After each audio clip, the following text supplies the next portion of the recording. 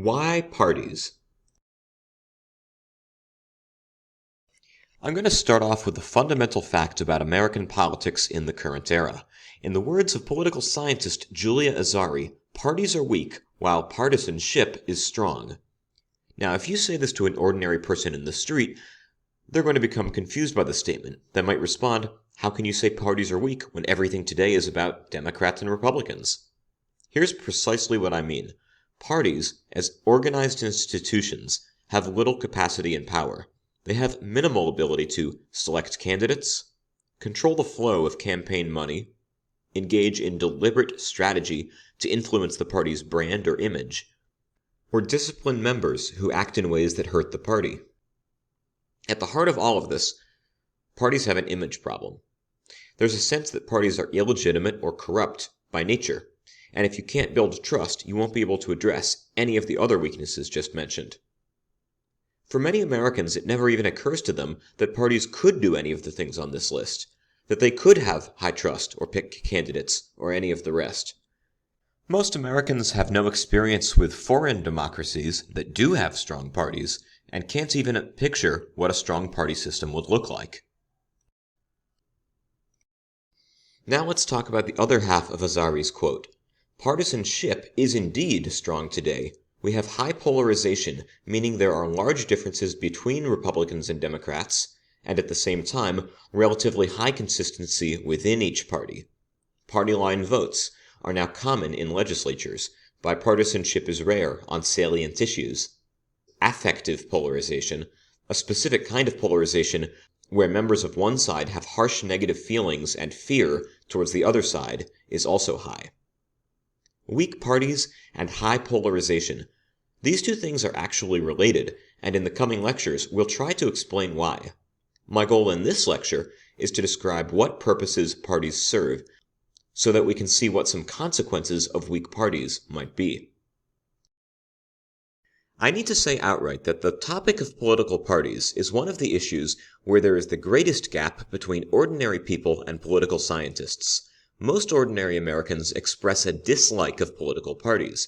In fact, one of the most well-known facts of political polling is that when you ask people about their political opinions, you find many people who would agree with the Democratic Party on every issue, or the Republican Party, always vote for Democrats, but nonetheless refuse to label themselves as Democrats. They prefer to think of themselves as independent. Political scientists view it differently. For them, parties are not an evil, not even a necessary evil, but, at least in theory, a positive good. As E. Schachtschneider wrote, political parties created democracy, and modern democracy is unthinkable save in terms of parties. Political scientists tend to see American anti-partyism as a mistaken attitude. Anti-partyism is very old. President Washington famously warned against parties in his farewell address, although it must be mentioned that by that point, Washington himself had become a supporter of Hamilton's Federalist Party in all but name. Some scholars have tied anti-partyism to America's individualistic culture. Law professor Richard Pildes writes, American culture too often envisions an individualized form of political action, in which the key democratic elements are individual citizens, often pictured in splendid isolation. This vision obscures the ways in which participation must be mobilized, organized, and aggregated to be effective. As part of this romanticized picture of democracy, we uniquely distrust organized intermediate institutions standing between the citizen and government, such as political parties. In many foreign democracies, parties are both stronger and treated as more legitimate. In fact, plenty of countries use a party list system where voters directly vote for a party, not a person. These systems typically do not use single-member districts. Instead, they have proportional representation, PR for short. Spain is a typical example. In Spanish elections, if a party wins 30% of votes, it wins 30% of seats in the legislature. The party list determines which politicians actually fill those seats. Before the election, party leaders publish a list of names in a deliberate order. If the party wins only one seat, the first name gets a seat. If it wins 2 seats, the first 2 names. If it wins 5 seats, the first 5 names are chosen, and so on. You can see the Spanish system gives parties much more power, while the US system is more candidate-centric. For new democracies, one of the most important baby steps is developing a system of parties. Think of a country where a dictator has just fallen, where, until recently, public participation had been suppressed. The safest, most stable way to fill that power vacuum is to have structured competition between parties. Specifically, we want to see broad, issue-based parties as opposed to personalistic parties built around one particular leader. Many people don't know that the US government itself has provided grants to train young democracies in how to build political parties. This was especially common in the 1990s after the fall of the Soviet Union. USAID organized training sessions in Eastern Europe in the nuts and bolts of how to build a party.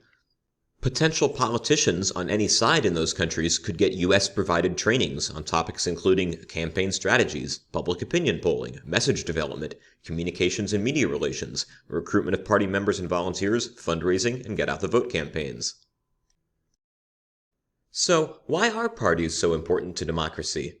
In rapid fire, 7 crucial roles parties play. 1. Parties organize raw public opinion into actual policy. Parties are linkage institutions. They are the middleman between millions of American voters and the very small number of leaders who hold actual political power. Through parties, political ideas that have large amounts of support can be adopted as the party's platform. Thus, voters can signal how they feel about a particular issue, say abortion, by voting for or against a certain party. In the words of political scientist Rick Valelli, no parties, no streams of consistent and related policies, no agenda for public debate. 2. Party structures provide a way for ordinary people to climb up the ranks and gain political influence. Without the Republican Party, Abraham Lincoln would be nothing but a common lawyer, but because he built connections and networked within the party, he was able to gain prominence and use the party as a stepladder to the presidency. 3. Parties organize the lawmaking process. Most laws today are written through some collaboration between Congress members, executive branch officials, and outside interest groups. For example, a labor law, we might see labor unions involved. Parties link these like-minded actors in a friendly alliance. Within Congress in particular, parties organize the legislative process. Without parties, there would be a disorganized mess of hundreds of representatives and senators. But through parties, power centers on just 2 leadership teams of the Republicans and Democrats. This can allow compromise between the sides. Compromise, it must be said, basically requires the coming together of a small number of people for negotiations, usually party leaders. Alternatively, a party with a large enough majority can just ram its agenda through. But nothing at all can get done unless party leaders can deliver the votes of their rank-and-file members, that is to say, without party discipline.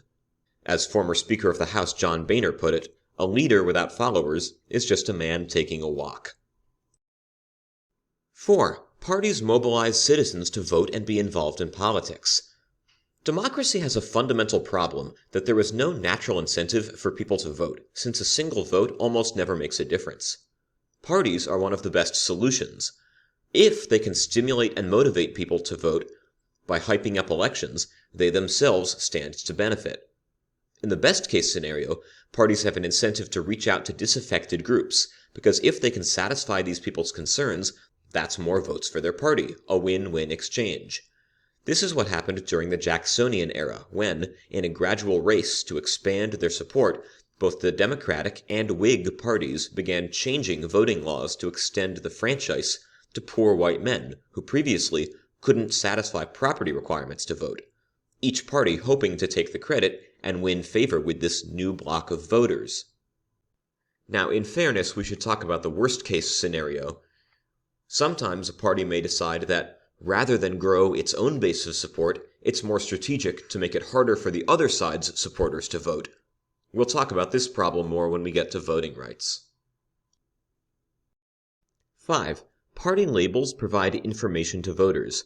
Learning that a candidate is a Democrat or a Republican is a very efficient signal. It allows voters to predict with a high level of accuracy where a candidate stands on everything from guns to taxes to climate change without deep candidate-by-candidate research. This advantage is the most true when there is strict party discipline and strong internal consistency within parties. Again, the value of this can be debated. Americans have often celebrated individual politicians who are mavericks, that is, prone to defying their own party and voting unpredictably. This behavior is seen to represent independence, courage, or virtue. But other democracies, and some political scientists, tend to put more value on consistency within a party. Think of a chain restaurant or sandwich shop. The advantage is you can go to any store in the country, order a specific sandwich, and know exactly what you're going to get and how it's going to taste. If you go to a new Jimmy John's and you order the number 6, and that one Jimmy John's randomly departs from the usual number 6 and switches half the ingredients, you'd be annoyed. In the same way, the argument goes, party discipline is more helpful to voters than allowing random differences between candidates to play a role. 6. Parties ensure a consistent and legitimate opposition. People can express their unhappiness with government by voting for the opposition party. Voters can, if they choose, peacefully overthrow the government every 4 years just by voting that party out of power. Furthermore, even in between elections, the opposition can check the government by discovering and publicizing cases of corruption and wrongdoing. Take the Watergate scandal. Democrats had a strong incentive to dig into President Nixon's illegal election activities and broadcast his misdeeds as widely as possible. Then Americans could express their discontent by voting Nixon's Republican Party out of power, resulting in a landslide victory for the Democratic opposition. 7. Parties screen for qualified and mainstream candidates. The Founding Fathers really did not anticipate national political parties or plan them into the Constitution, but they did understand the importance of putting a buffer layer between raw public opinion and political outcomes. As Madison wrote in Federalist 10, the goal was to refine and enlarge the public views by passing them through the medium of a chosen body of citizens. Think, for example, of the Electoral College, which was originally intended to be a sort of council of the wise, taking input from voters but then choosing the best candidate for president. Now, the Electoral College never worked as intended, even from the beginning. But a funny thing happened.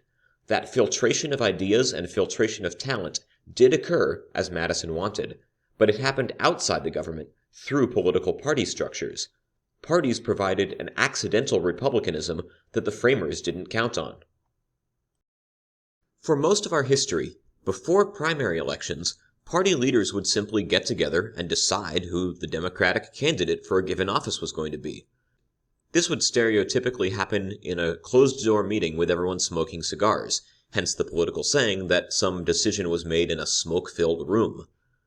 Even after primary elections really took off in the 1970s, the thinking was that, in practice, party elites could still get their way most of the time.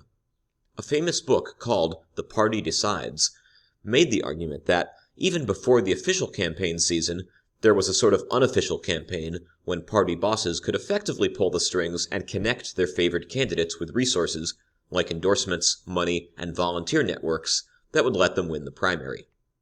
Political professionals were so used to assuming that the party decides that people genuinely did not believe that an outsider candidate like Donald Trump could ever win a Republican primary, even as he continued to lead in the polls. What no one realized at the time, because it had never happened before, is that a candidate with enough name recognition could just bypass the party organization altogether. This matters because a world where party leaders choose candidates turns out to be a pretty different world from one where candidates like Donald Trump compete in an unstructured free-for-all. Let's think about what kind of candidate would be preferred in a scenario where party leadership decides. Party leaders would be looking for someone who has the best chances of winning the general election. They would also like to reward people who paid their dues and worked their way up the party ladder. So they would be looking for someone who has traits like moderation, mass appeal, experience, and someone who's a team player. This is one classic image of a politician. Someone who sticks to the middle of the road, may not be the most inspiring, but goes out of the way never to offend anyone.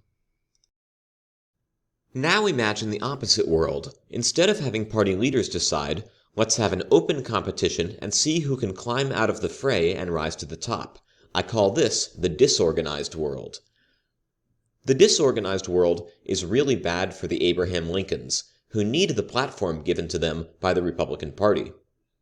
In this world, you take away the stepladder, and Abraham Lincoln doesn't stand a chance.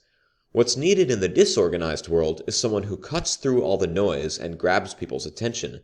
People who have a talent for self-promotion and drawing attention to themselves, which Alexander Hamilton called the little arts of popularity, are going to have an advantage standing out.